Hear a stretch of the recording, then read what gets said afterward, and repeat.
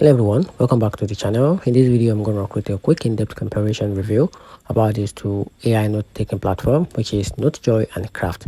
So to get started with a quick review, Notejoy is all about effortless team collaboration and knowledge sharing. It lets you create, organize, and collaborate on Note in real time with your team, whether you are jotting down meetings agendas, sharing action items, or building a team knowledge base. Notejoy makes sure everyone stays on the same page. It's a great fit for a group who need a simple, flexible way to collaborate without a lot of fluff. And talking about Craft, on the other hand, focus on a beautiful, well-structured document for individuals and small teams. It lets you create rich note and document with a sleek, block-based editors.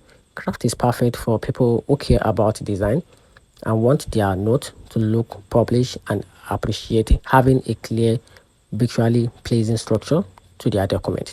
So if you want a lightweight collaboration tools, Notejoy shines, but if you prefer stylish, well-crafted document, and Craft might be your best option.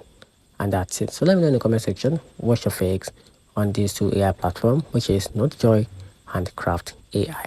And that's it.